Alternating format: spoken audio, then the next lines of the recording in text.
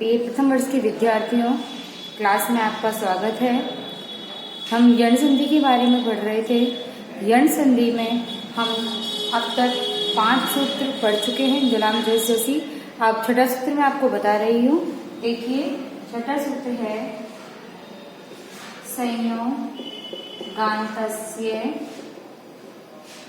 संयोगान्तस्य लोप कि संयोग अंत वाले शब्दों का लोप हो जाता है, यानी संयोग अंत वाले पद के अंतिम वर्ण का लोप हो जाता है। ये सूत्र ऐसे कहता है। संयोग संज्ञक वर्ण मैंने आपको संज्ञा प्रकरण में बताया था कि जिन वर्णों के मध्य में अच विद्यमान नहीं हो, यानी खाली व्यंजन वर्ण ही हो, तो उनकी संयोग संज्ञा होती है। तो लिखिए इसका अर्थ कि संयोग अंत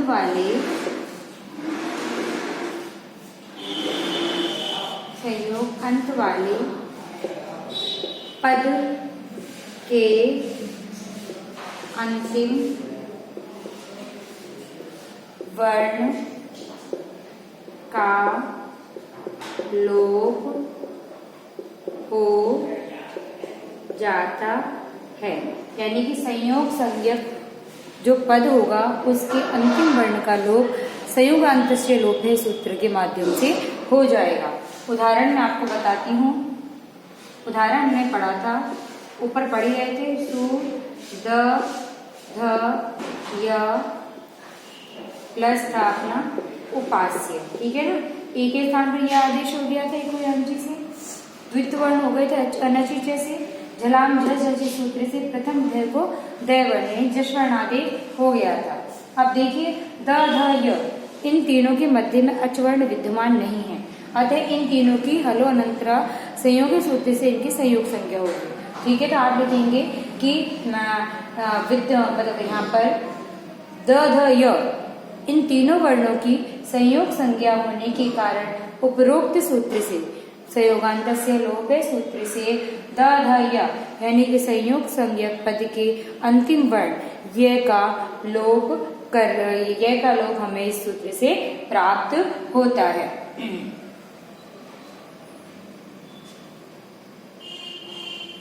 ठीक है, ये का लोप हमें प्राप्त होता है, लेकिन ये सूत्र कह रहा है कि संयोग अंत वाले ही पद का लोप हो जाता है। तो इसके लिए एक सूत्र लगेगा अलो अंत से, केवल अंतिम अल का ही लोप प्राप्त होगा।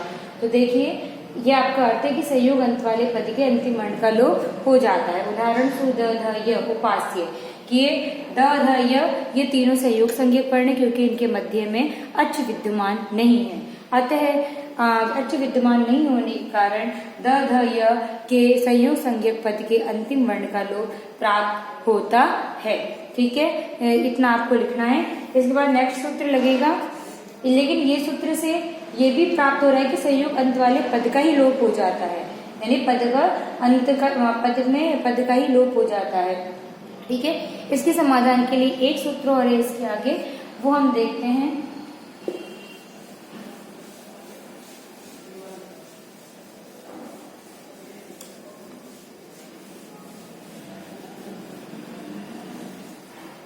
अगला सूत्र है अलो अंतस्य। 7वां सूत्र है अलो अंत्यस्य। अलो अंतस्य लोप है। ये सूत्र कहता है कि सप्तमी विभक्ति के द्वारा निर्दिष्ट कार्य अंतिम वर्ण के स्थान पर ही होता है, यानी कि पहले हमें संयोगान्तस्य षष्ठी विभक्ति और निर्दिष्ट शब्द था, तो कहता है कि संयोगान्तस्य लोप है कि संयोग संज्ञक वर्ण का लोप हो जाता है, ये संयोग संज्ञक वर्ण के अंतिम पद का लोप हो जाता है। ये सूत्र कहता है कि जो षष्ठी विभक्ति द्वारा निर्दिष्ट कार्य है वो अलो अंतस्य, वो अंतिम अल के स्थान पर ही होता है। देखिए इसका अर्थ लिख लीजिए, षष्ठी विभक्ति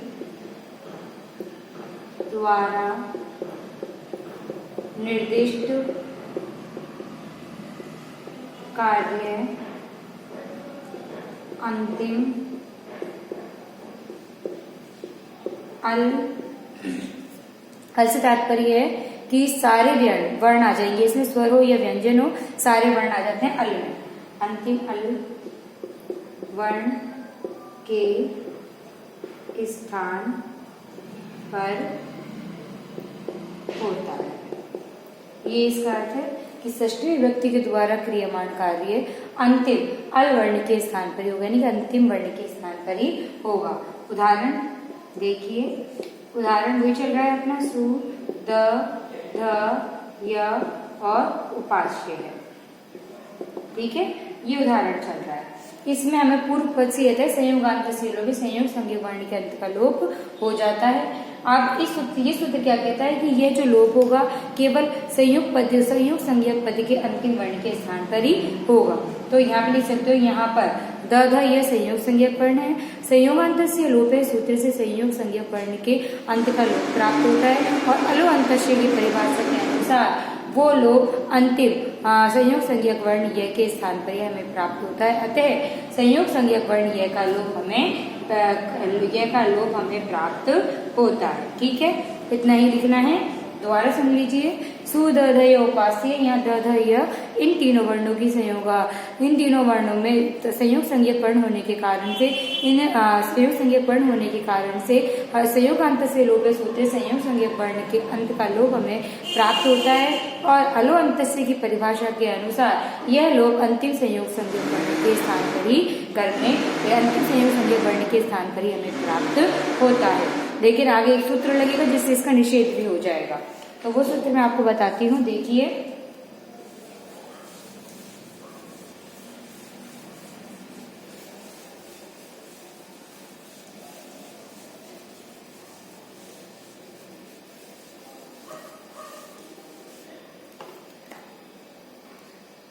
आठवां सूत्र है यण प्रतिषेधो वाच्य है। यण प्रतिषेधो वाच्य है अर्थात कि संयोग के अंतिम यन वर्णों के लोप का निषेध करना चाहिए या कहना चाहिए कि संयोग संज्ञक वर्ण के अंतिम में अगर यन वर्ण हो, यानी यह व रैलो कोई वर्ण हो, तो उनका लोप नहीं होता है। कि यण प्रतिषेधो वाच्य, कि यण का प्रतिषेध कहना चाहिए, यानी यण का लोप नहीं करना चाहिए। तो अर्थ लिख लीजिए, संयोग के अंत में यदि यण वर्ण कौन से हो गए, य, व, र, वर्ण, यदि यण वर्ण हो तो उनका लोप नहीं करना चाहिए। ठीक है, ये इसका अर्थ है। उदाहरण वहीं से चल रहा है अपना सु, द, ध, य और उपास्य, ये चल रहा था। तो यहाँ पर संयोगांत से लोपे सूत्र से अलो अंतश्चय की परिभाषा की सहायता से यह वर्ण का लोप प्राप्त होता है। किंतु ये लिखना है आपको यहाँ उदाहरण में, किंतु यण प्रतिषेधो वाच्य सूत्र के अनुसार संयोगांत में यह वर्ण होने पर, यानी संयोग के अंत में यह यण वर्ण होने के कारण से उसके लोप का निषेध करने पर, जब लोप का निषेध हो गया, निषेध करने पर तो क्या रूप बना, सु, द, आदर्श है, यह में वो जुड़ गया, शुद्ध्युपास्य है। ये तो होता है विकल्प से, क्योंकि विकल्प से होगा ना द्वित्व, विकल्प से, और विकल्प नहीं लगाएंगे तो ये दय भी नहीं रहेगा, इस दय का लोप हो जाएगा, हट जाएगा, ये तो रूप बनेगा शुद्ध्युपास्य है। इसको लिख लेना विकल्पाभाव।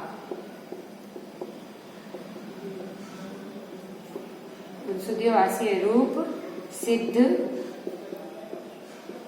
होता है। ठीक है, ये यण संधि के सिद्धि करने से पूर्व के सूत्र मैंने आपको बता दिया। अगर जरूरत पड़ेगी बीच में किसी और सूत्र के तो मैं आपको बीच बीच में बताती जाऊंगी। बाकी फिलहाल ये मेन जो सूत्र थे वो मैंने आपको समझा दिए हैं। इसके बाद हम सिद्धि करेंगे। मैं एक उदाहरण की सिद्धि आपको करके बताती हूँ। एग्जाम में सिद्धियां भी आएंगी आपके, 4 सिद्धियों में से 2 सिद्धियां करनी है आपको, तो मैं आपको सिद्धियां बताती हूँ। अब इसके बाद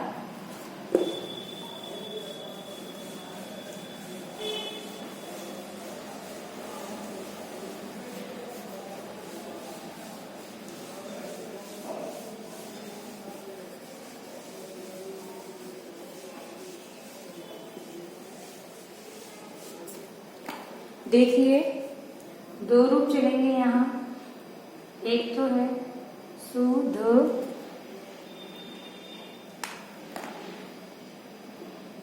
शुद्ध्युपास्य जो विकल्प से सिद्ध होगा, और दूसरा बनेगा शुद्ध्युपास्य जो विकल्पाभाव में सिद्ध होगा। इस रूप की हमें सिद्धि करनी है। ठीक है, पहले का संधि विच्छेद होगा सुधि प्लस उपास्य। ठीक है, इस तरह सिद्धि इस तरह से करके आना। एक लाइन खींच दो यहाँ पर। अब हम लगाएंगे सबसे पहला सूत्र। कौन सा सूत्र लगेगा? इको यणची। इको यणची सूत्र से इक को यण वर्ण आदेश।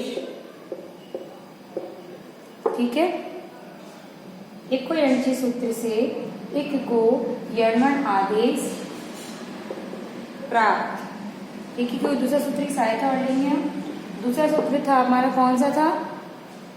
अब हमारे दूसरे सूत्र की हम सहायता लेंगे। देखिए तस्मिन् इति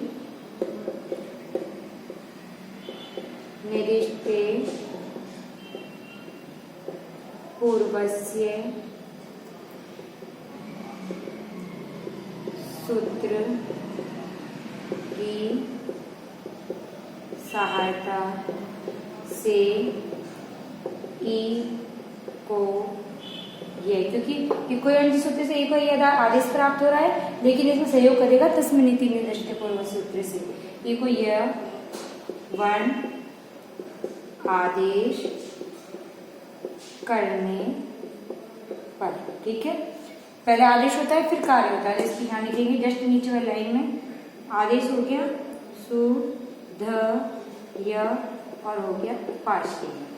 ठीक है, ये बन रहा है हमारा। ठीक है, इसके बाद हम तीसरा सूत्र लगाएंगे।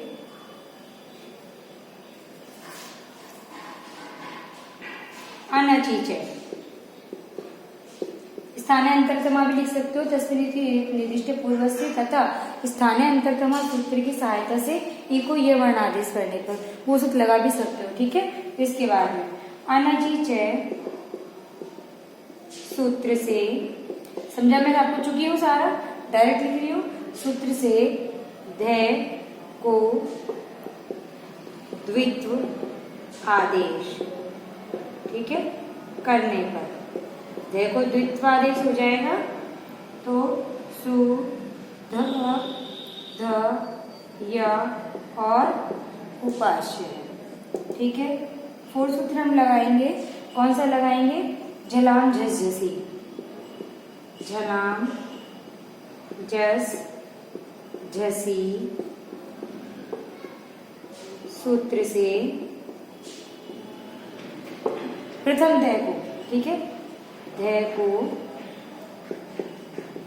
ध्य आदेश करने करा इसको ध्य आदेश सु ध्य ध य और उपास्य। ठीक है, फिर हम 5वां सूत्र कौन सा लगाएंगे? संयोगान्तस्य लोपः है।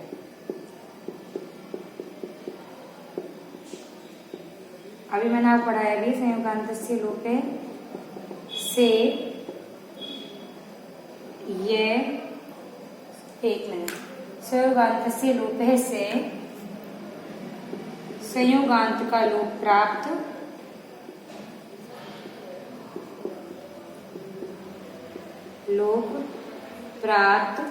लेकिन अभी हुआ नहीं है, प्राप्त हुआ है।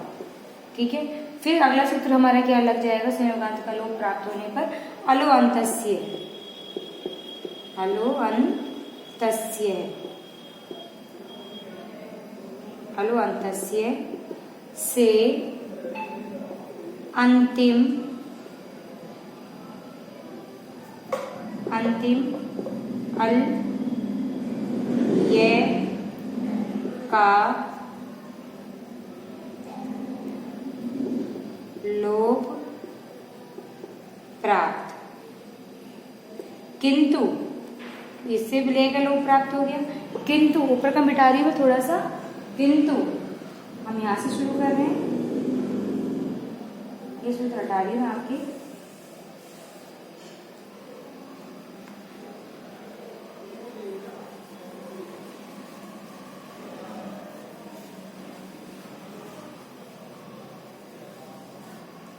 ठीक है, यहां से शुरू करिए, एक लोप प्राप्त, किंतु फिर हमारा सूत्र लगा यण प्रतिषेधो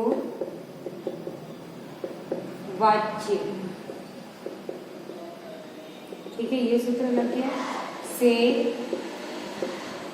यण वर्ण का लोप नहीं करने पर। ठीक है, नहीं किया तो यहाँ द्वित्वादेश लिखा है ना, यहाँ लिख लेना विकल्प से, ब्रैकेट में मैं लिखना भूल गई थी, यहाँ लिख देना विकल्प से, क्योंकि विकल्प से ही ये ध का द्वित्व हुआ, बाकी ये जो ध हो रहा है विकल्प से हो रहा है। नहीं करने पर कौन सा रूप बना, सु द, आधा ध रह गया, आधा ध रह गया, ये में वो लग गया, सुद्योपास्य है, रूप सिद्ध, इसके सामने लिखना है कि रूप सिद्ध हो गया ना, कोई आदेश नहीं करना होता है। ठीक है, और अब लिखेंगे विकल्पाभाव में, विकल्पाभाव में क्या बनेगा, ये द वाला सिस्टम हट जाएगा, सुद्योपास्य है, रूप सिद्ध होता है।